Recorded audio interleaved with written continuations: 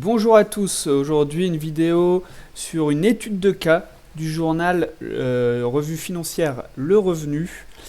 C'est Jacqueline, retraitée, qui souhaite transmettre à ses enfants et petits-enfants en payant bien sûr le moins d'impôts. Alors on va regarder ensemble sa situation et les préconisations du journal Le Revenu. Ensuite, je vais vous dire pourquoi ce que préconise le revenu, en tout cas sur certains points, c'est complètement aberrant. Et moi, je vais faire mes propositions à Jacqueline, 78 ans, pour qu'elle puisse donner avec le moindre frais possible à ses enfants. Alors, voilà le petit résumé. Donc, Jacqueline, 78 ans, elle veut placer son argent au service de ses besoins financiers. Elle a des filles, mais on ne sait pas combien, sûrement entre 2 et 3 filles. Elle a 6 petits-enfants. Le nombre est assez important, vous comprendrez pourquoi.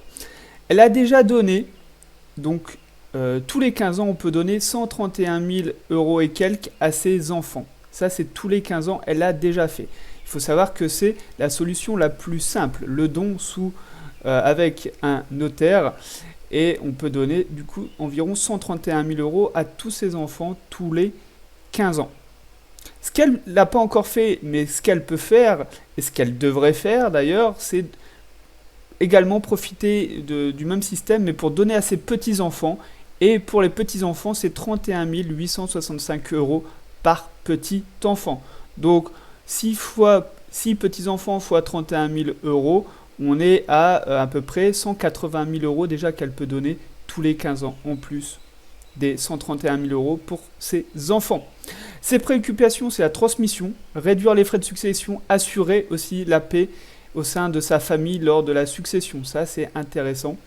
Et on va voir pourquoi c'est en contradiction avec ce qu'il propose aux revenus. Elle aime voyager, elle voyage beaucoup, elle a fait le tour du monde et là, à 78 ans, elle voyage encore en Europe.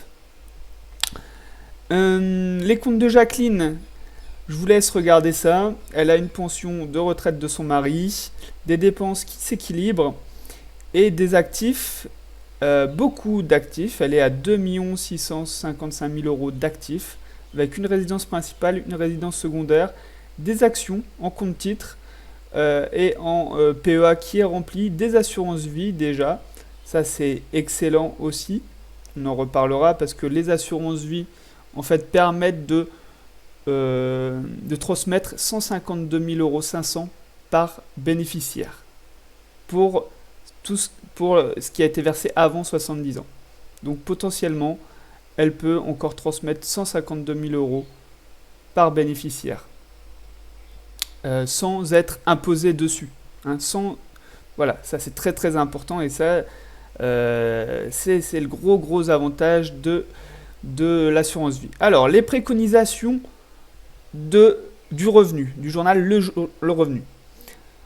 Eux, ils préconisent investir dans une tontine intergénérationnelle gérée par le conservateur. C'est une gestion sur 25 ans, c'est-à-dire que l'argent est bloqué pendant 25 ans et elle aimerait également y inclure un risque de, comment dire, se faire accompagner aussi par un notaire pour que l'argent ne puisse pas être utilisé de manière n'importe comment.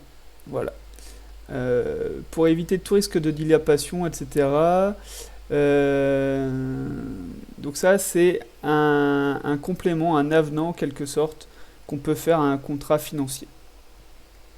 Une autre préconisation du revenu, c'est de préférer le compte titre. Et oui, pour la transmission, en fait, les plus-values échappent aux prélèvements sociaux, à contrario du PEA. Donc, les prélèvements sociaux, c'est quand même 17,2% d'impôts. Et donc ça, c'est quand on a un compte titre et pas en PEA. Alors, les préconisations, moi, je comprends la préconisation sur le compte titre, mais je ne comprends pas vraiment la tontine. Je ne sais pas si vous connaissez, c'est un produit vraiment spécial. Alors, pourquoi je ne suis pas d'accord avec la tontine? Pourquoi je ne suis pas d'accord? Pour plusieurs raisons. Pour plusieurs raisons, je vais vous les noter ici. Alors, la tontine, si vous ne connaissez pas, il faut se renseigner, mais c'est un produit bourré de frais. Il y a des frais. Il y a des frais. C'est énorme. Donc on est entre 0,84 et 2% de frais d'entrée et 2% de frais de 0,5% de frais de gestion annuelle, ça va encore. Sauf que déjà, la documentation, elle est vraiment pas claire sur ce type de produit. Je ne vais pas vous le cacher. Moi-même, j'ai rencontré dans une autre vie les commerciaux de la mutuelle Le Conservateur qui propose la tontine. Et donc, c'est un investissement extrêmement complexe. Vraiment complexe et opaque. On ne sait pas vraiment dans quoi on investit. Moi, je leur ai posé la question. Ils m'ont dit, on fait notre cuisine en interne et on ne révèle pas nos ingrédients, on ne révèle pas notre recette d'investissement. Et pour moi, ça, c'est red flag. Quand on ne sait pas dans quoi on investit, quand on ne comprend pas dans quoi on investit, eh ben, on n'y va pas, tout simplement. Alors, pourquoi faire une tontine? Vraiment, je ne comprends pas. La tontine, en plus, c'est lié à un système de vie.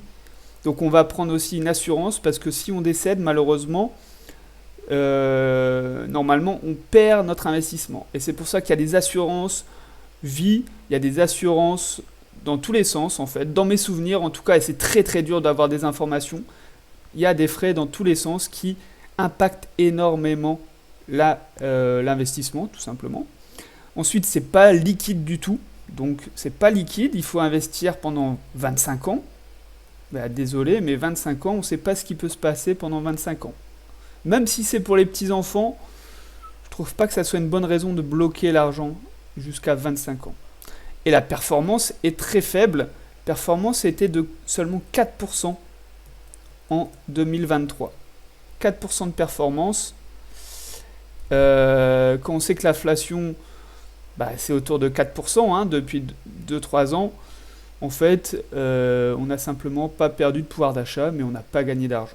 4% net de frais de gestion, mais pas net de frais d'imposition.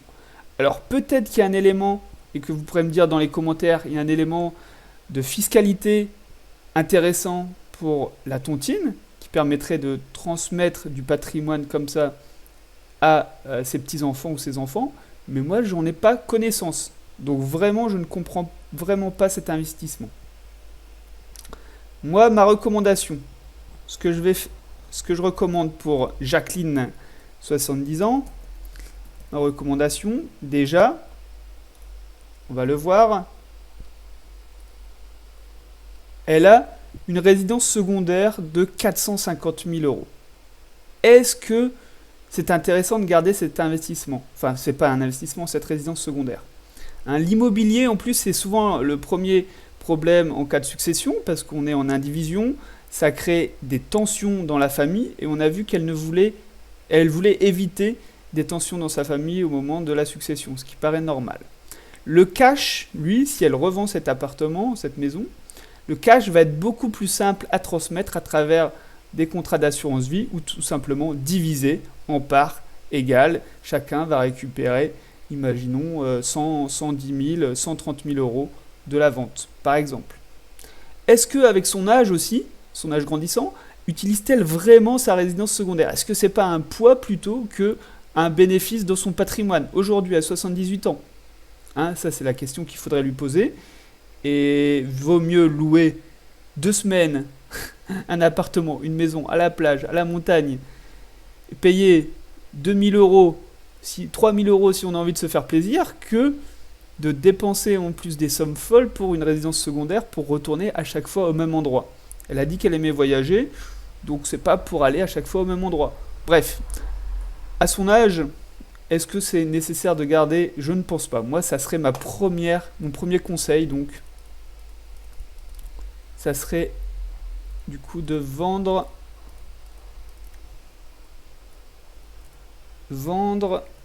sa résidence secondaire. Ça serait vraiment mon premier conseil. On va voir dans quoi elle pourrait l'investir cet argent. Si elle a envie de l'investir, si elle veut l'optimiser, j'ai envie de dire. Deuxième conseil que je vais lui donner, donc ça va être d'utiliser le don via les présents d'usage. Alors c'est pas très connu, mais lors d'un anniversaire ou lors de Noël, on peut donner une somme d'argent ou des objets, même jusqu'à une voiture, en fait, on va voir. Et ce don, il a lieu une fois par an, on n'a rien à déclarer, on n'a pas à payer d'impôt dessus, et il n'y a pas de montant maximum, parce que ça dépend de chaque situation, du donneur en fait. C'est par rapport à votre patrimoine. Et donc, il n'y a pas de règle écrite, hein, c'est pas écrit noir sur blanc, mais ce qu'on conseille, c'est de ne pas donner plus de 1% de son patrimoine à chaque don d'usage. Quand on a un patrimoine, comme on a vu, de 2 600 000, on peut donner jusqu'à 26 000 euros à chaque enfant ou petit-enfant pour Noël sans avoir rien à déclarer. Moi, je trouve que quand même, c'est le meilleur moyen de donner à ses enfants et à ses petits-enfants. On n'a aucune fiscalité. Ça va prendre un peu de temps, on va devoir donner à chaque anniversaire ou à chaque Noël, mais c'est possible, c'est écrit dans la loi et il faut l'utiliser, je pense, vraiment pour ce type de personnes. Dites-moi en commentaire ce que vous en pensez, hein, vraiment. Dites-moi en commentaire. Bon, troisième conseil que je peux lui donner avec la vente de sa résidence secondaire, c'est d'investir dans les fonds forestiers. Alors, le but de cet investissement, ça va pas être de la performance, ça va être vraiment pour les avantages fiscaux. Et parce que la performance est faible, on est autour de 2,5% par an, et les frais d'entrée sont très élevés, on parle de 10% de frais d'entrée, donc il faut le savoir. Mais en avantage, on a surtout, en termes de succession ou de donation, on a un abattement de 75% sur les frais de donation ou succession jusqu'à 300 000 euros. Et on a ensuite 50% d'abattement sans limite de montant. Donc c'est-à-dire si vous donnez 1 million d'euros, de 0 à 300 000 euros, on va réduire de 75% les frais, et de 300 000 à 1 million, on va réduire de 50% les frais. J'ai un exemple pour que vous compreniez bien. Les droits de succession des petits-enfants. Et oui, si on veut donner à ses petits-enfants, il y a beaucoup moins d'avantages que pour donner à ses enfants. Et donc on a des frais de succession par palier, 5, 10, 15. Et on voit quand on a atteint de 15 à 552 000 euros, c'est 20%.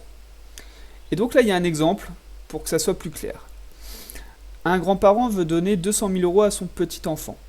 Au final, au total, il devra payer 38 194 euros. D'accord? Eh bien, ces frais-là, on va les réduire de 75%.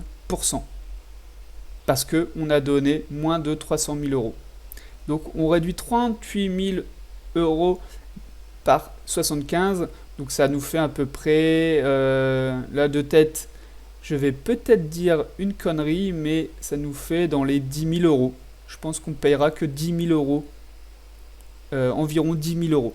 C'est-à-dire un gain d'impôt d'environ 30 000 euros grâce à l'investissement dans des fonds forestiers. Alors, c'est à prendre en compte toujours entre les frais d'entrée et les frais de performance qui vont être nuls, hein, clairement, pour ce type de fonds. Mais on le voit là, pour un investissement de 200 000 euros, on gagnerait, enfin pour un don, on gagnerait 30 000 euros. À elle, avec un patrimoine de 2 600 000, l'avantage serait encore plus conséquent. Voilà. Bien sûr, à creuser les fonds forestiers. Le plus connu, c'est France Vallée. Mais à creuser, mais c'est vraiment un moyen de succession optimisée et également un moyen pour les vendeurs d'entreprises quand ils vendent leur entreprise d'être imposés sur plusieurs années et pas d'être imposés tout de suite sur une énorme plus-value. Bref, mon quatrième conseil, ça va être de consulter un expert fiscaliste. Et oui, en tant que CGP, on est un petit peu le docteur des finances, mais on n'est pas des spécialistes dans tous les domaines. Et là, je pense que ça vaut le coup de payer un expert fiscaliste. On n'est pas à 2 ou 3 000 euros près sur des sommes de 2 600 000. Et ces 2 ou 3 000 euros vont être largement récupérés avec les conseils qu'il va vous donner. Pourquoi ? Parce que ce que j'ai vu, c'est qu'il y a plusieurs possibilités encore. Hein. Donc vous allez pouvoir aller voir l'expert fiscaliste pour lui parler de ce que j'ai déjà proposé dans ma vidéo, mais il y a le don tous les 15 ans à ces petits-enfants. Et là, on va pouvoir aussi ajouter un pacte adjoint réalisé sous seing privé, donc généralement avec un notaire. Donc on formalise les conditions fixées par le donateur. Donc ajouter un pacte adjoint pour que l'argent ne soit pas utilisé n'importe comment. Par exemple, on peut l'obliger à utiliser cet argent pour acheter sa résidence principale, par exemple, des choses comme ça. Il y a la transmission résiduelle. Alors ça, c'est une transmission en 2 temps, via un testament ou une donation. Le grand-parent transmet d'abord à un premier bénéficiaire son enfant, qui peut en disposer, mais devra ensuite le transmettre à son petit-enfant, également désigné dans le testament. Donc ça permet de réduire les frais de succession et de s'assurer qu'au final, ça reviendra in fine à son petit-enfant. Vous comprenez le principe ? Ensuite, il y a la donation graduelle. La donation graduelle diffère en ce qu'elle comporte parce qu'elle comporte l'obligation pour le premier bénéficiaire de conserver les biens donnés et de les transmettre à son décès au second bénéficiaire, désigné dans l'acte, outre le pilotage de la destination d'un bien sur 2 générations.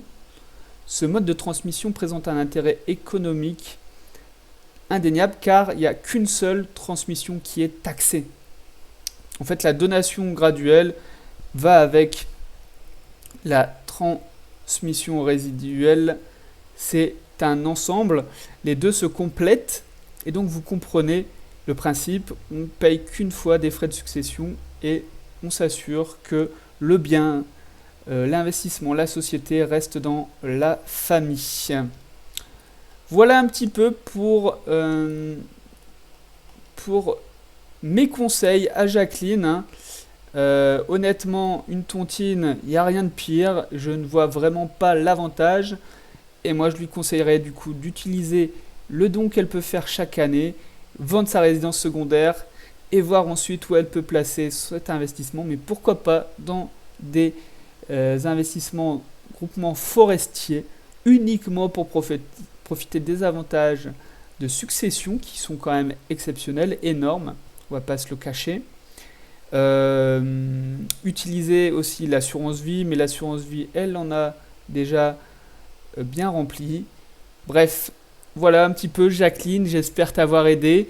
Je vous rappelle que si vous avez des questions sur votre patrimoine, des produits financiers, des questions, vous pouvez me contacter et me poser toutes vos questions à nathan@investirpourreussir.fr. Je vous remercie et je vous dis à la prochaine.